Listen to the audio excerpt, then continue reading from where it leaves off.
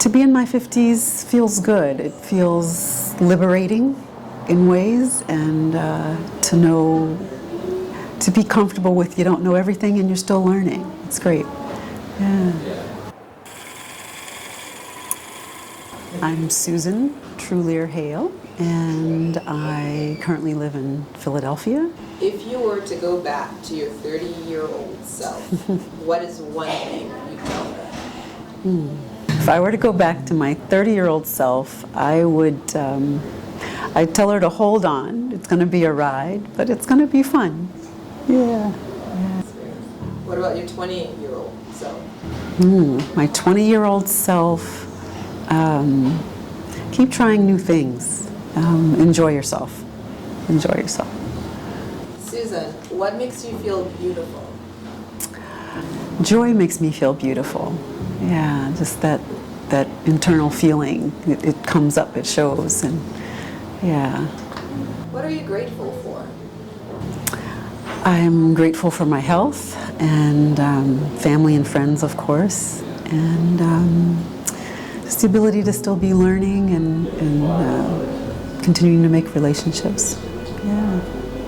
What do you look forward to? I look forward to continuing to learn and to stretch beyond what's comfortable and just deepening relationships with family, especially, and yeah. What are your dreams?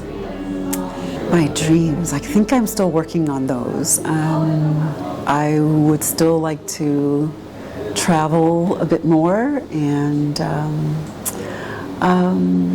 I hope to hold a grandbaby one day, but if not, that's okay. And but just more time with my daughters and family. You said joy made you feel beautiful. What makes you feel more joyful or happy? Being in nature makes me feel joyful and happy. Singing makes me feel joyful and happy. Yeah, and just good energy. Yeah. What is it like being a mother of young women?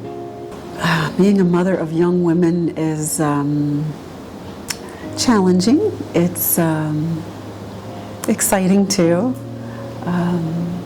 and helps me keep developing and growing. What does being a strong woman mean to you? Being a strong woman means being vulnerable, knowing when to stand my ground and when to be soft. Also, yeah, and there's strength in gentleness.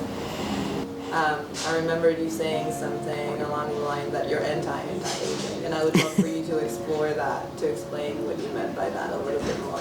I think aging is something we're all going to do. It's part of our human journey, and so why not embrace it? And how can we age beautifully, age gracefully, age splendidly, be for it instead of against it? And I think embracing it, there's so many wonderful examples of women in their 50s, 60s, 70s who are just stunning.